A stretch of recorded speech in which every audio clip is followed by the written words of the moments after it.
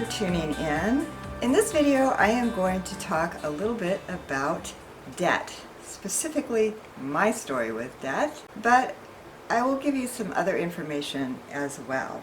Investing is great, passive income is great, 8 to 10% returns on your investment are also great, but it doesn't make a lot of sense to invest if you have $10,000 to $20,000 of credit card debt and you're paying more in interest on your credit cards than you're making in your investing.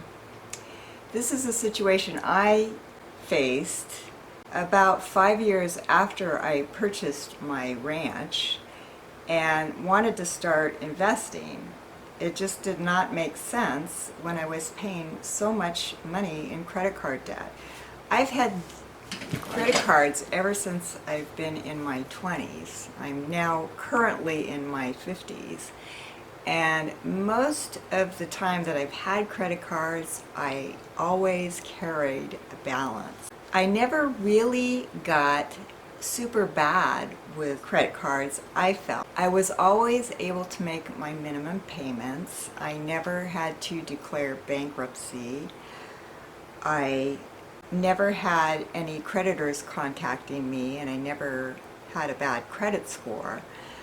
But I always carried a balance on my credit cards. I also had a car loan and had an agricultural loan for a tractor, and I eventually bought a horse trailer on credit, and I had that loan as well. After I bought the ranch, my credit card balances started going up, and I would be charged from $100 to $200 every month in interest on my credit cards, and this happened for several years. If I felt like I had a cash squeeze at the end of the month after paying most of my bills, I would just whip out my credit cards to pay the extra expenses. These days I'm virtually debt-free except for my mortgage. I paid off most of my credit cards last year. I still use my credit cards, but I make it a cardinal rule that I pay these off every month after I get paid. I get paid once a month by my employer. Approximately $600 goes directly into my 401k. I have a pension as well. I don't even see that money. It doesn't even record. That's my savings. Then I will pay off all my credit card debt, and then I have an extra $1,200 a month or so that I apply to my mortgage, and everything else beyond that point I can use for my expenses during the month. I do still use credit cards, and I put some expenses on them during the month to get cash back incentives. I did recently open a credit card where I got a $150 bonus for spending $500 within the first 3 months. And it's pretty easy to do that on the credit cards. I also have one in my wife's name so that when I'm at work, she can go and pick up things for the ranch or for the horses or for our other animals. But like I said, I try to pay these off every single month so I don't have to pay any credit card interest. These days my car is currently paid off and it's old. My tractor is old and paid off, and my horse trailer is old, dented, and paid off. The joy of having shiny new things wears off a lot faster than the lingering debt payments. I never thought that my debt was much of a burden to me, though I couldn't always afford to pay off my credit cards every month. Thinking back now, I could have probably used that $100 to $200 a month that I paid in credit card interest to put into my savings or into my investments and I would probably be sitting a lot prettier right now if I had done that. Currently, I feel a big burden has been lifted by being virtually debt-free except for my mortgage. Although I still have to watch what I spend on my credit cards, and if I feel like my credit card balances are getting too big during the month, I switch over to using either cash or debit cards. I don't want to have to pay a huge lump sum of money on my credit cards when I get paid, especially if I don't have it handy or if I have to pull it out of my savings. For some people, debt can be extremely overwhelming, and that's where they might want to turn to someone for help to get the behavioral and psychological aspects of debt and overspending under control. I'm going to turn on this light here because my computer screen went off and it's getting a little dark in here. So I am going to just turn on my light. I'm facing it the other way because I don't want it to just glare, but I think, is that better? I think that might be better. Anyone who has dealt with the power of addiction, whether it be credit cards and overspending, accumulating too much stuff, which I tend to do, gambling, or drugs or alcohol, knows how insidious these types of behaviors can become. And sometimes it takes heroic efforts to get these types of behavior under control and for people to pull themselves out of the abyss of debt and despair. In those cases, an unwavering plan is what they might need. And when I think of unwavering plans, I think of Dave Ramsey. This is a person apparently who had some problems with debt in his past, and so he is totally debt adverse. He does not even invest in bonds, which are debt mechanisms. He also advocates do not use any credit cards. I still use credit cards. But if someone has a real problem with them, and even personally, if I find that my credit card use is getting out of control, I will stop using them. Once I feel like my credit card bills have gotten fairly large during the month, I will switch over to using my debit cards or cash. There are two major methods of paying off debt. The first is the debt snowball method, and this is a method that is advocated by Dave Ramsey in his book, The Total Money Makeover. And that's when you organize all of your debt from smallest to largest, and you pay off the smallest debt first and then the next smallest until you finally work up your way to the largest debt. And one thing that impressed me about Dave Ramsey is that he also advocates paying off the mortgage. I know personally, now that I do not have a credit card debt balance throughout the year, it's a lot easier to manage and save my money during the month. And I'm thinking, if I didn't have a house payment, things would be pretty nice. However, I did talk to my tax person, and she told me not to do that because I still can deduct the interest off of my taxes every year. Depending on your situation and how much money you have lying around, of course, I would consider talking to your tax professional to see if it would benefit you if you can pay off your mortgage or if you should continue to pay on your mortgage. Regarding the debt snowball effect, there is a psychological aspect to paying off your debts from smallest to largest, because once you get the smallest one paid off, then you can check it off your list And you can get this little high by seeing the fact that you have less and less debt responsibilities outstanding.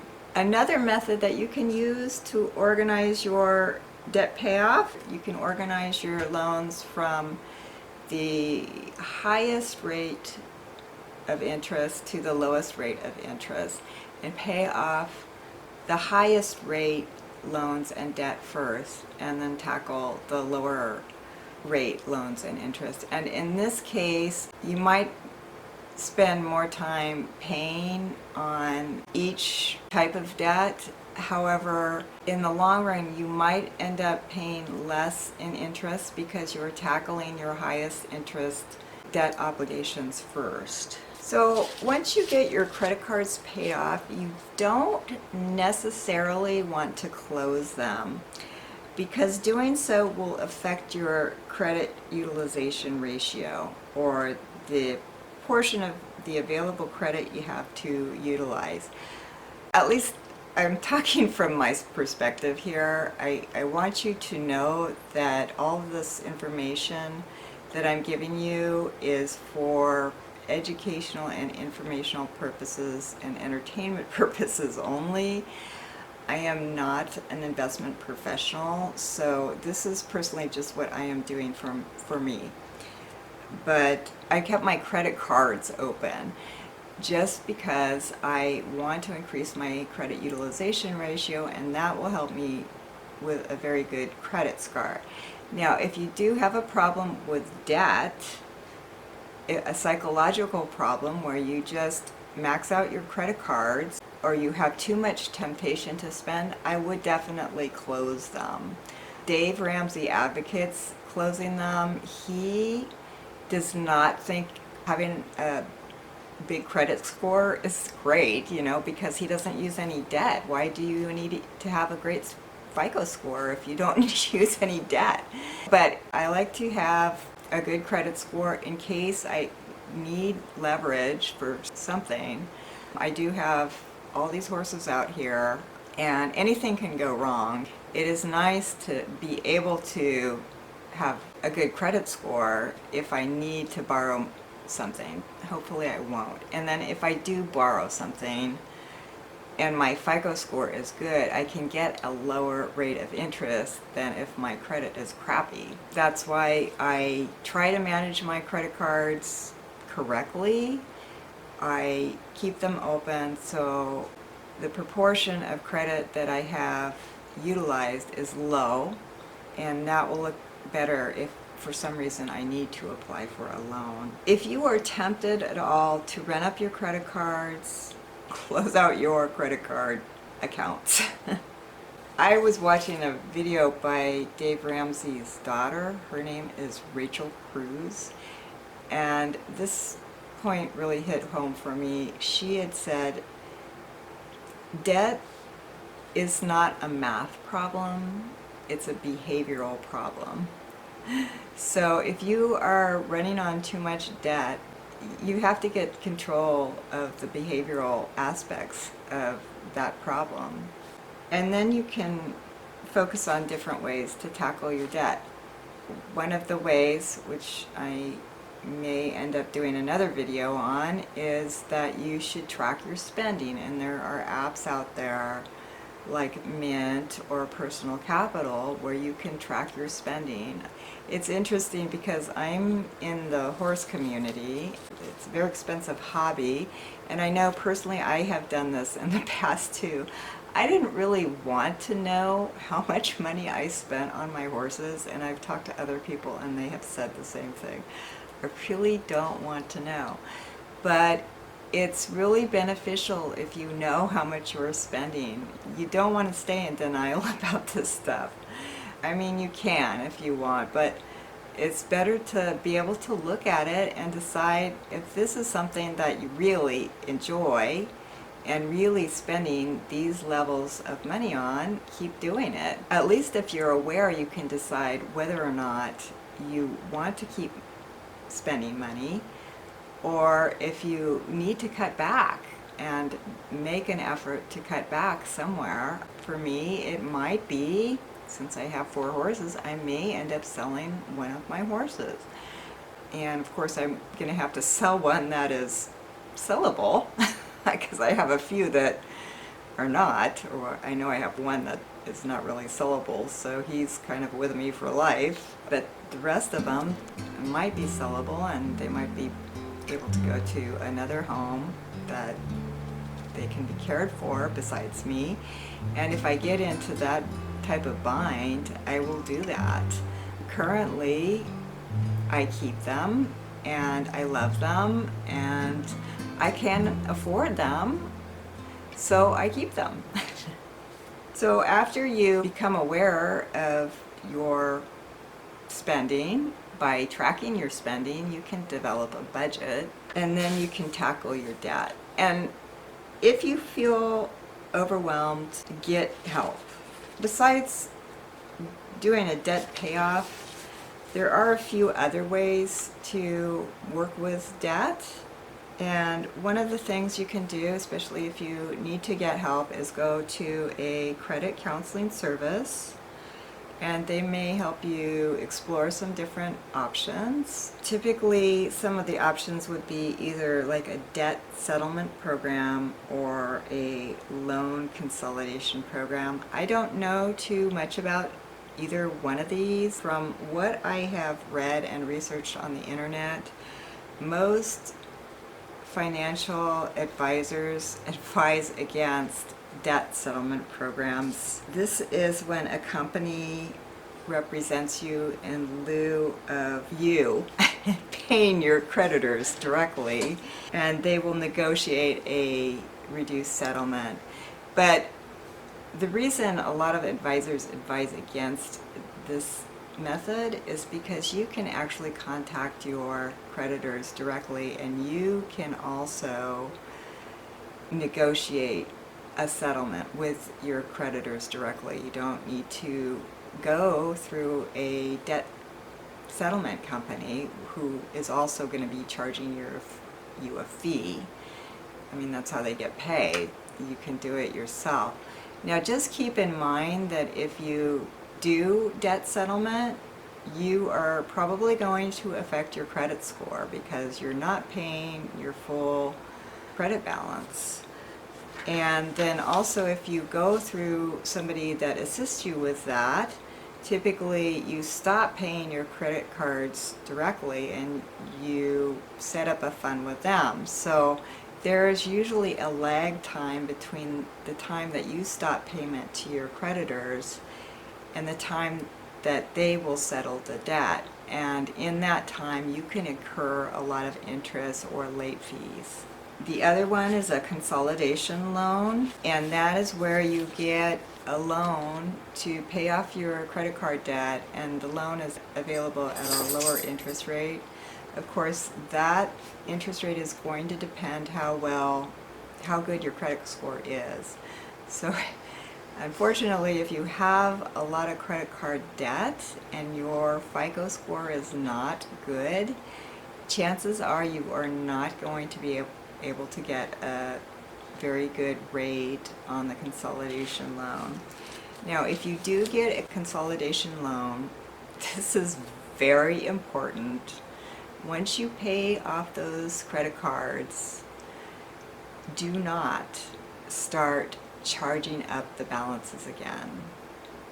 That is a definite no. A consolidation loan won't help you if you maintain the same behavior you had when you were charging up your credit cards in the first place. So change your behavior to ease your debt by limiting your spending and exploring other ways to enhance your income until your debt is paid off, rather than just seeking out a bandage approach of a consolidation loan. Also, be careful when you're doing research that you start by picking credible sites, and preferably nonprofit organizations that are available to you for assistance. When I did a Google search, the first thing that came up, of course, was a bunch of ads for debt settlement companies, which they just want to profit off your misery. So look farther down in your Google search and you will get some more quality sites rather than having to pick the first site or salesperson that wants to sell you something or profit off your despair. Start with a site for the Federal Trade Commission. They have a great site. I found another one as well. I can't remember the name, but I'll link a couple of those sites in the show notes below. Remember, try to address major types of unsecured debt before doing any heavy investing, because until you do, you will be paying more in interest than you will be earning from your investments. The other pre-investment strategies I would like to talk to you about is tracking expenses, which I mentioned briefly, and building up an emergency fund. And those tips I'll save for another video. Hope you enjoyed this video. Just a couple of plugs. If you like this video, please hit the like key. And if you'd like to subscribe to my channel and see more of these videos, hit the subscribe key. And if you'd like to be notified anytime I post a video, please hit the bell. Oh, and just one other plug, M1 Finance is currently having a promotion this month where if you click the link below and deposit $100 on their platform, you get an extra $20 to invest. And if you get an extra $20 to invest by clicking the link below, so will I. So it'll be a win-win situation for both of us. This app makes it easy to see and organize various asset classes within your investment portfolio, and it's a great platform for beginning investors. So that's it for now. As always, stay inspired. Bye.